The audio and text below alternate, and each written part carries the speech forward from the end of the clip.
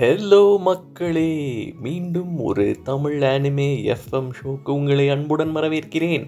ஆனிமேன்னு சொன்னாலும் இன்றைக்கி லைட்டாக ஆனிமே விட்டு வெளியிலலாம் போகிற மாதிரி இருக்கும் அப்பப்போ. பட் கண்டுக்காதீங்க, இன்றைக்கி டாபிக் என்ன அப்படின்னு பார்த்தீங்கன்னா, நான் ரொம்ப ரசிச்சுக்கிட்டு இருக்கிற ஒரு சீரீஸ். அந்த சீரீஸில் ஒரு கேரக்டருக்கு ஞாபக மறதி வந்துருச்சு அப்படின்னு சொல்லி என்னை கழுத்தறுத்துக்கிட்டு இருக்காங்க. கழுத்தறுத்துக்கிட்டு இருந்தாங்க அப்படின்னு கூட சொல்லலாம். அதை வச்சு சில இன்ட்ரெஸ்டிங்கான விஷயங்கள் ஃபர்தராக அடுத்தடுத்த ரிலீஸில் நல்லா பண்ணிகிட்டு இருக்காங்கன்ற மாதிரி கூட ஃபீல் ஆகுது. பட் எனிவே பாயிண்ட் என்னென்னா, மெமரி லாஸ் அப்படிங்கிற விஷயத்தை நல்லபடியாக பண்ணவங்க யாராவது இருக்காங்களா அப்படின்னு கேட்டால் எனக்கு வந்து அவ்வளோ ஸ்ட்ராங்காலாம் ஃபீல் ஆனது இல்லைங்க. எனக்கு அந்த கான்செப்டே வந்து ஒரு ஒரு ஒரு மார்க்கமான ஏண்டா புளின்னு புளியணுன்றதுக்காகவே இந்த ட்ரோப்பை வச்சுருக்கீங்களா அப்படின்னு கேள்வி கேட்குற மாதிரி ஒரு கான்செப்ட் தான் வந்து மெமரி லாஸ் என்னை பொறுத்த வரைக்கும். அட்லீஸ்ட்டு மீடியாக்களை பொறுத்த வரைக்கும் அதை யூஸ் பண்ண விதங்களில். ஸோ அந்த மாதிரி இருக்கும் இடத்தில் இந்த மெமரி லாஸ்ன்ற கான்செப்டை இன்ட்ரெஸ்டிங்காக எங்கேஜிங்காக ஏண்டா இப்படி சாவடிக்கிறீங்க அப்படிங்கிற மாதிரி இல்லாமல் நல்லபடியாக கொடுத்த ஏதாவது மீடியாக்கள், ஆனிமேனு கூட இருக்கணும்னு அவசியம் கிடையாது, சினிமாவாக இருக்கலாம், டிவி ஷோவாக இருக்கலாம், அந்த மாதிரி எந்த விஷயமா வேணாலும் இருக்கலாம். அதெல்லாம் உங்களுக்கு இந்த விஷயத்தில் அந்த மெமரி லாஸ்ன்ற விஷயத்தை நல்லா ஹேண்டில் பண்ணியிருக்காங்கப்பா அப்படின்னு தோணுன விஷயம் ஏதாவது இருந்தால் அதெல்லாம் வந்து கீழே கமெண்ட்ஸில் சொல்லுங்கள். இதுதான் நம்மளோட சீரீஸோட பழக்கமாச்சே. நான் உங்ககிட்ட இங்கே பேசுகிறதும் நீங்கள் என்கிட்ட கமெண்ட்டில் பேசுகிறதும் இப்படி தான் நம்ம இந்த சீரீஸை கண்டினியூ பண்ண போகிறோம். அதில் இன்றைக்கி என்னோட ஆங்கிள் உங்ககிட்ட ஷேர் பண்ணுறதுக்கு என்னெல்லாம் அப்படின்னு பார்த்தீங்கன்னா, ஃபஸ்ட்டு ஆனிமே சேனல் நம்ம அப்படிங்கிறதுனால ஆனிமே சைட்லேருந்தே ஆரம்பித்து விடுவோம். மெமரி லாஸை நல்லா பண்ண ஒரு ஆனிமே அப்படின்னு சொல்லணும்னா கோல்டன் டைம் அப்படிங்கிற ஒரு ஆனிமேங்க. இதை பற்றி என்னுடைய டாப் 50 ஆனிமே லிஸ்ட்டில் நான் சொல்லியிருக்கேன் நினைக்கிறேன். பார்த்தீங்களா, எனக்கு ஞாபகம் மறதி ஆகிப்போச்சு. ஓ காட். பட் பாயிண்ட் என்னென்னா, அந்த சீரீஸோட ஹீரோவுக்கு ஹை ஸ்கூலில் ஏதோ ஒரு ஆக்சிடெண்ட் நடந்துடும். அந்த ஆக்சிடெண்ட் நடந்து முடிஞ்சதுக்கப்புறம் ஹை ஸ்கூல் லைஃப்பில் என்னென்ன நடந்ததுங்கிறதெல்லாம் மறந்துட்டு ஃப்ரெஷ்ஷாக வாழ்க்கையை ஸ்டார்ட் ஆகிற மாதிரி காலேஜுக்குள்ளே போகிறான். அப்படி அங்கே போகிற இடத்துல அவன் மீட் பண்ணுற ஃப்ரெண்ட்ஸு, அதுக்கப்புறம் அவனோட பழைய வாழ்க்கையிலேருந்து ஒரு கேரக்டர் திரும்பி உள்ளே வர்றது, இதெல்லாம் எப்படி எடுத்துகிட்டு போகிறாங்க அப்படிங்கிற மாதிரி கதை தான் கோல்டன் டைம்னு வச்சுக்கோங்களேன். கான்செப்டாக வந்து அப்படிங்கிற மாதிரி இருந்தாலும் எக்ஸிக்யூஷன் ரொம்ப நல்லா பண்ண ஒரு ஆனிமேன்னு நான் கான்ஃபிடெண்ட்டாக சொல்லுவேன்.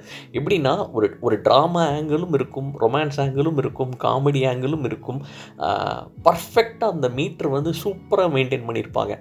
ஒரு சிலதெல்லாம் பார்த்தீங்கன்னா, எப்படி சொல்கிறது, ஒரு சில எலிமெண்ட்ஸ் ரொம்ப எப்படி சரிங்க, எடிட் பண்ணாத ஆடியோ செஷன் இது அப்படிங்கிறனால உங்களோட தலைவிதி. நான் வந்து இந்த மாதிரி திக்கி திணறதெல்லாம் நீங்கள் கேட்டு தான் ஆகணும். பட் பாயிண்ட் என்னென்னா, சில ஷோஸ்லேயோ சீரீஸ்லேயோ ஒரு சில விஷயங்கள் ரொம்ப நல்லா எலிவேட் பண்ணியிருப்பாங்க, ஒரு சில இடத்துல தடுமாறி இருக்கும். சில தடுமாறுற இடங்களை வந்து சரி நான் மன்னிச்சு விட்டுறேன் அப்படிங்கிற மாதிரி இருக்கிற மாதிரி ஒரு டைப் ஆஃப் ஷோஸ் எல்லாம் இருக்குன்னு வச்சுக்கோங்களேன். எல்லாமே கரெக்டாக ஹேண்டில் பண்ணலனாலும் சில விஷயங்கள் நல்லா பண்ணதுனால மன்னிக்கக்கூடிய ஷோஸ். அந்த மாதிரி இல்லாமல் ஆல்மோஸ்ட் காமெடியாக இருக்கட்டும், ரொமான்ஸாக இருக்கட்டும், ட்ராமாவாக இருக்கட்டும், எல்லாத்தையுமே ஒரு பேலன்ஸ்டான மீட்டரில் எடுத்துகிட்டு போனால் ரொம்ப நல்ல ஆனிமேல கோல்டன் டைமும் ஒன்றுன்னு அட்லீஸ்ட் என்னோட பர்சனல் ஃபீலிங்லேயே நான் அப்படி ஃபீல் செய்கிறேன். கோல்டன் ஆனிமே பார்த்தவங்க யாராவது இருந்தீங்கன்னா கீழே கமெண்ட்டில் சொல்லுங்கள், ஆமாவா இல்லையா அப்படின்னு. மற்றபடி அடுத்து மெமரி லாஸை நல்லபடியாக ஹேண்டில் பண்ண விஷயம் அப்படின்னு சொல்லணும்னா, ஆனிமே விட்டு வெளியில் போக போகிறோம். இட் இஸ் தில்லாலங்கடி படத்தில் மறதி சாங்குன்னு ஒரு சாங் இருக்குது தெரியுமா? அது சாங்கு பேர் மறதி சாங்கான்னு கூட எனக்கு ஞாபகம் இல்லை.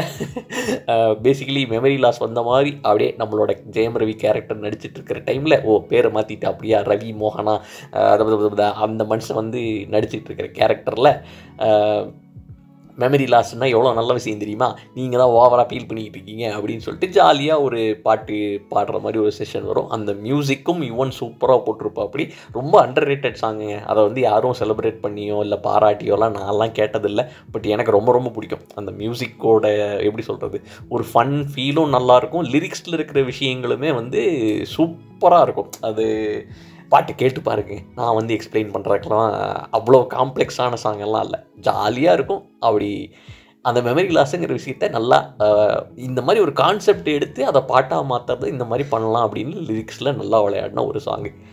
அதுக்கடுத்தது சினிமாக்குள்ளேன்னு வந்தாச்சு, மெமரி லாஸ்ன்னு வந்தாச்சு, அப்புறம் மெமெண்டோ கஜினி சொல்லணும்னா எப்படி நான் வந்து இந்த ஒரு பக்கம்தான் அப்படின்ற கேட்டகரிலாம் கிடையாதுங்க. கஜினி மெமெண்டோவை எடுத்து இதை கமர்ஷியலைஸ் பண்ணால் எப்படி பண்ணணும் அப்படிங்கிறத வந்து நல்லா பண்ண படம்ன்றது தான் என்னோடய பர்சனல் ஃபீலிங்கு.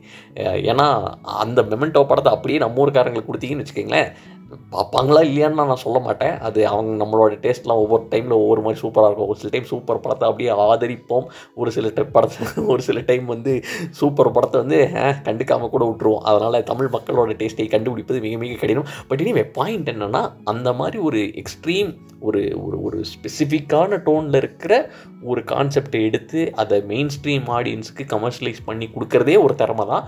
அந்த திறமையை கஜினி படத்தில் முருகதாஸ் நல்லா பண்ணியிருந்த மாதிரி இருந்தது. அதே மாதிரி மெமெண்டோவும் பார்த்தீங்கன்னா, கிறிஸ்டோபர் நோலன்லாம் சொல்லணுமா என்ன, மனுஷன் ஸ்டார்டிங்லேருந்தே இறங்கி செஞ்சுட்டு இருந்தது தான். அந்த செஞ்சதில் I think one of his most எப்படி சொல்கிறது, இன்னோவேட்டிவ்ங்கிறது கரெக்ட் வார்த்தை கிடையாது. அது வெக்கமே இல்லாமல் இதுதான் கான்செப்ட், இதுக்குள்ளே நான் ஃபுல்லாக இறங்கிடுவேன்ப்பா அப்படின்னு சொல்லி இதில் எந்த விதமான கமர்ஷியல் ஆங்கிளும் எந்த துளி கூட இருக்காது அப்படின்னு இறங்கி செஞ்ச ஒரு படமாக மெமெண்டோவை நான் பார்க்கிறேன். கிறிஸ்டோபர் நோலன் படம் தானே, அதையே மறந்துட்டேன்னா, வேறு எதுவும் டைரக்டர் இல்லை, அப்படி தான் இருந்ததுன்னா மன்னிச்சுக்குங்கப்பா.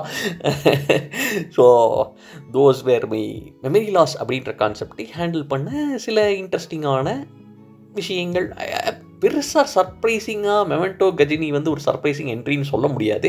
பட் நான் அது எதுக்கு ஸ்பெசிஃபிக்காக சொல்கிறேன்னா, ஃபார் எக்ஸாம்பிள் இப்போ 3ஆம் பிறைன்ற ஒரு படம் பார்த்திங்கன்னா, மெமரி லாஸு அப்படிங்கிற விஷயத்தில் எக்ஸாக்டாக அதுதான் பாயிண்ட்டுன்னு இல்லைனாலும் அந்த மொமெண்ட் வந்து ரொம்ப ஒரு எப்படி சொல்கிறது, ஹிஸ்டாரிக்கல் சினிமா மொமெண்ட் அப்படின்னு வச்சுக்கோங்களேன். எனக்கு அந்த மொமெண்ட்டை கண்டாலே ஆத்திரமாக வரும், ஏடா சாவடிக்கிறீங்க அப்படிங்கிற மாதிரி இருக்கும்.